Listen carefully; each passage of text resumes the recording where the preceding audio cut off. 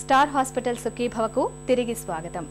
వేసవిలో తీవ్రమైన వేడి, ఉక్కపోత, చెమటకాయలతో పాటు సెగ్గడ్డలు కూడా ప్రధానమైన సమస్యగా మారుతూ ఉంటాయి. గాలిలో తేమ తక్కువగా ఉండడం, చెమట మూలంగా చర్మంపై తడి ఆరకపోవడంతో హానికారక బ్యాక్టీరియా త్వరగా చర్మంలోకి చేరిపోతూ ఉంటుంది. దీనితో తరచుగా చర్మంపై సెగ్గడ్డలు వస్తూ ఉంటాయి. తీవ్రమైన నొప్పితో వేధించే ఈ సెగ్గడ్డల నుంచి ఉపశమనం కోసం ఏం చేయాలో, ఎలాంటి జాగ్రత్తలు తీసుకోవాలో ఇప్పుడు తెలుసుకుందాం. ఈ సెగ్గడ్డలు రాకుండా జాగ్రత్తలు తీసుకోవాలంటే నైట్ టైం చాలా మటుకు మీరు పల్చటి క్లాత్ వేసుకొని పడుకోవడం మంచిది. అండర్వేర్స్ తీసేస్తే కూడా మంచిది. ఎందుకంటే ఈ అండర్వేర్స్ వేసుకోవడం వల్ల బ్యాక్టీరియల్ ఇన్ఫెక్షన్ కాకుండా ఫంగల్ ఇన్ఫెక్షన్ కూడా వచ్చే అవకాశం ఉంటుంది, ముఖ్యంగా గజ్జల్లో, చంకల్లో. ఇక యాంటీ బ్యాక్టీరియల్ సోప్స్ అని కొన్ని వచ్చాయి. అంటే యాంటీ బ్యాక్టీరియల్ సోప్స్ తోటి స్నానం చేస్తే మరీ మంచిది. ముఖ్యంగా మీరు బహుశా చాలా అందుబాటులో ఉంటాయి, సావలాను, డెటాల్ లాంటివి కొన్ని అందుబాటులో ఉంటాయి. అవి వాడడంలో తప్పేం లేదు, వాటి వల్ల మనకు నష్టం ఏం జరగదు. కానీ ఎక్కువగా వాడకూడదు. అవైనా సరే 2 పూట్ల వీలవుతాయి, అంటే నీరు దొరికే ప్రదేశాల్లో 2 పూట్ల స్నానం చేసిన కూడా మంచిదే అనమాట. సో ఇలాంటి జాగ్రత్తలు తీసుకుంటే మనం సెగ్గడ్డల నుంచి కూడా మనం నివారించుకోవచ్చు.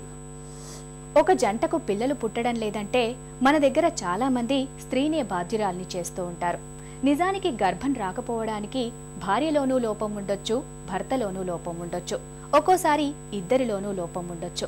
పురుషుల్లో వీర్యకణాలు చాలా తక్కువగా ఉండడం, వరిబీజం లాంటి సమస్యలు ఉన్నప్పుడు సంతాన సాఫల్యత అవకాశాలు చాలా తక్కువగా ఉంటాయి. పురుషుల్లో సంతాన రాహిత్యానికి గల కారణాలు, వాటిని అధిగమించే మార్గాల గురించి డాక్టర్ని అడిగి ఇప్పుడు తెలుసుకుందాం.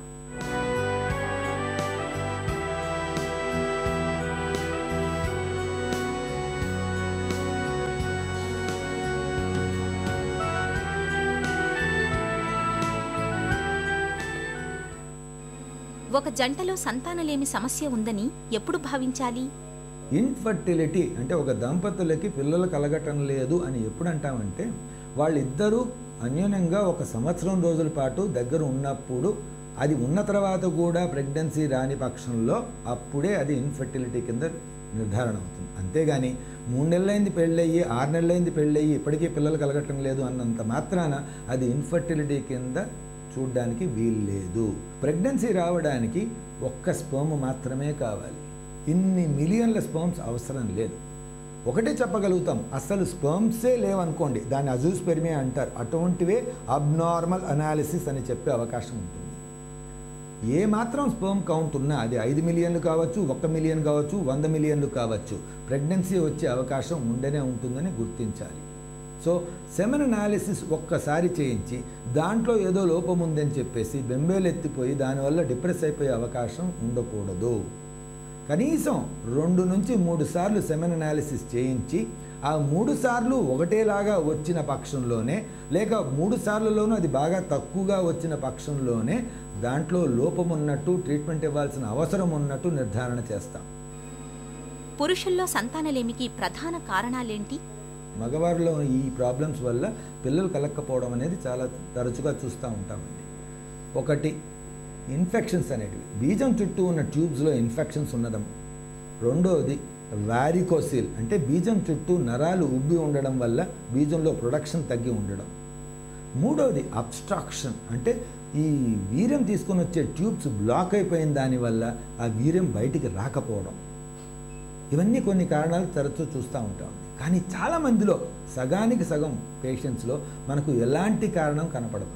ఏ కారణం లేకుండా వాళ్ళలో కౌంట్ తక్కువగా ఉండడం, మొటిలిటీ తక్కువగా ఉండడం, చూడ్డానికి అంతా నార్మల్గా ఉండడం, బీజాల సైజు కానీ ఇన్ఫెక్షన్లు కానీ ఏమీ ఎలాంటివి లేకుండా ఉండడం అనేది జరుగుతూ ఉంటుంది. దీన్ని ఇడియోపతిక్ ఇన్ఫర్టిలిటీ అంటాం. ఏ కారణం తెలియదు. కాబట్టి ఎవరికన్నా సరే ఇన్ఫర్టైల్ కపుల్లో మేల్ కౌంటర్ పార్ట్ అంటే మగవారిలో సెమెన్ అనాలిసిస్ అనేది అబ్నార్మల్గా ఉన్న పక్షంలో వారిలో ఇలాంటి కారణాలు ఏమన్నా ఉన్నాయా లేదా అనేది చూసుకోవాల్సిన అవసరం ఉంటుంది. సో ఒక ప్రాపర్ ఎగ్జామినేషన్, ఒక యూరాలజిస్ట్ చేత ఒక ప్రాపర్ ఎగ్జామినేషన్ చేయించుకున్న పక్షంలో వారిలో ఏదన్నా ప్రాబ్లం ఉందా లేదా అనేది బయటపడడం జరుగుతూ ఉంటుంది. వెరికోసిల్ సమస్య ఉంటే పిల్లలు కలగరా? వారికోసిల్ అనేది చాలామంది మగవాళ్ళలో చూస్తూ ఉంటామండి. పిల్లలు కలగని వాళ్ళలో 35% మేము వారికోసిల్ చూస్తూ ఉంటాం. అదే పిల్లలు అయిన వాళ్ళలో కూడా 15% వాళ్ళలో వారికోసిల్ చూడడం అనేది జరుగుతూ ఉంటుంది. అంతేగాని వారికోసిల్ వల్ల పిల్లలు కలగరు అన్న ఆలోచన ఇప్పటికీ కన్ఫర్మ్ కాలేదండి. వారికోసిల్ ఉన్న వాళ్ళలో పిల్లలు కలిగే అవకాశం తక్కువగా ఉన్నదని చూసామే తప్ప వారికోసిల్ వల్ల పిల్లలు కారు అని మాత్రం మాకు తెలియదు ఇప్పటివరకు. వారికోసిల్ ఆపరేషన్ చేసిన వాళ్ళలో మాత్రం సెమెన్ పారామీటర్స్ అంటే సెమెన్ ఫంక్షన్ పారామీటర్స్ అనేది బెటర్ అయ్యాయి కాబట్టి మేము ఇప్పటికీ ఈ వారికోసిల్ ఆపరేషన్ చేసిన దానివల్ల ప్రెగ్నెన్సీ రావచ్చు, స్పెర్మ్ ఫంక్షన్ ఇంప్రూవ్ అయిన దానివల్ల ప్రెగ్నెన్సీ రావచ్చు అని నమ్మాల్సిన అవసరం ఉంది.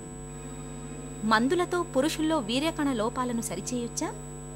ఈ ఇడియోపతిక్ ఇన్ఫర్టిలిటీ అంటే ఏ కారణం లేకుండా సెమెన్ అనాలిసిస్ తక్కువగా ఉన్న వాళ్ళలో మనం చేయగలిగింది చాలా తక్కువ ఉంటుందండి. ఏదో కొన్ని మందులు ఇస్తాం, ఆ మందులు ఇచ్చిన దానివల్ల దాంట్లో ఇంప్రూవ్మెంట్ కలుగుతుంది, ప్రెగ్నెన్సీ వచ్చే ఆస్కారం పెరుగుతుంది అన్న ఉద్దేశంతో చాలా మట్టుకు ఈ మందులు ట్రై చేయడం జరుగుతూ ఉంటుంది. ఈ మందు మంచిది, ఆ మందు మంచిది కాదు అని చెప్పే బదులు కొన్ని విషయాలు మనం గ్రహించాలి. వీటికి ఏదో కోర్స్ అనేది ఉండదండి. చాలామంది అడుగుతూ ఉంటారు, డాక్టర్ గారు 1 నెల కోర్స్ తీసుకుంటే సరిపోతుందా?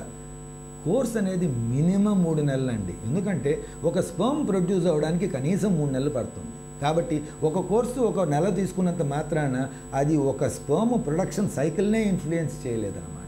సో ఒక సైకిల్ని ఇన్ఫ్లుయెన్స్ చేయాలి అన్న పక్షంలో కనీసం 3 నెలల ట్రీట్మెంట్ అన్నా జరుగుతుంది. సో నేను చెప్పేది ఒకటే, మీరు ట్రీట్మెంట్ తీసుకోవడం మొదలెట్టారు అంటే అది 3 నెలలు పైబడే ఉంటుంది, కానీ 3 నెలల పై లోపల ఎప్పటికీ ఉండదు. అది ఎన్ని రోజులు తీసుకోవాల్సి వస్తుంది? మన ఎయిమ్ ఏంటి? సెమెన్ అనాలిసిస్ ఇంప్రూవ్ చేయడమో, ఉన్న 20 మిలియన్లు 100 మిలియన్లు చేయడమో కాదు. మన ఎయిమ్ ఏమిటి అంటే ఒక ప్రెగ్నెన్సీ తెచ్చుకోవడం అనేది మన ఎయిమ్. సో ప్రెగ్నెన్సీ వచ్చేంత వరకు ఈ ట్రీట్మెంట్ ఇలా కంటిన్యూ చేయాల్సిన అవసరం రావచ్చు. సో నెంబర్ 1, 3 నెలల కన్నా తక్కువ ట్రీట్మెంట్ అనేది ఉండదు. ఇది లాంగ్ టర్మ్ ట్రీట్మెంట్ అంటే కొన్ని సంవత్సరాల వరకు వేసుకోవాల్సిన అవసరం రావచ్చని గ్రహించాల్సిన అవసరం ఉంటుంది. కానీ చాలామంది అంటూ ఉంటారు, డాక్టర్ గారు నేను 3 నెలల నుంచి తీసుకుంటున్నా, నాకేం ఇంప్రూవ్మెంట్ కలగట్లేదండి. ఏదో ఇంప్రూవ్మెంట్ అనేది అంత ర్యాపిడ్గా డ్రామాటిక్గా ఉంటుందని అనుకోకండి. చాలామందిలో ఇంప్రూవ్మెంట్ ఉండకపోవచ్చు, 20 మిలియన్లుగానే ఉండొచ్చు. కానీ స్పర్మ్ ఫంక్షన్ అనేది కొంచెం బెటర్ అయిన దానివల్ల ప్రెగ్నెన్సీ వచ్చే ఆస్కారం ఉంటుంది. వారికోసిల్కు సర్జరీ ఎప్పుడు అవసరం? వారికోసిల్ ఆపరేషన్ అనేది ఎప్పుడు చేస్తాము అంటే నెంబర్ 1, మన సెమెన్ పారామీటర్స్ అనేది తగ్గిండాలి. సెమెన్లో మన వీర్య పరీక్షలో సెమెన్ స్పర్మ్స్ అనేది తగ్గిండాలి. నెంబర్ 2, మన ఫిమేల్ ఫ్యాక్టర్ అంటే భార్యలో ఎలాంటి లోపం ఉండకూడదు. మనకు చూడడానికి వారికోసిల్ అనేది కనపడాలి. అల్ట్రాసౌండ్లో కనపడే వారికోసిల్ కన్నా కంటికి కనపడే వారికోసిల్కే ఇంపార్టెన్స్ ఎక్కువ. కొన్ని రోజులు ప్రెగ్నెన్సీ అయిండాలి. 3 నెలలు అయిందండి మ్యారేజ్ అనేది కాకుండా 2-3 సంవత్సరాలు అయిందండి మ్యారేజ్ అయ్యి అని ఈ 4 పాయింట్స్ మనం చూసుకున్న తర్వాతనే వారికోసిల్కి ఆపరేషన్ చేయడం అనేది జరుగుతుంది.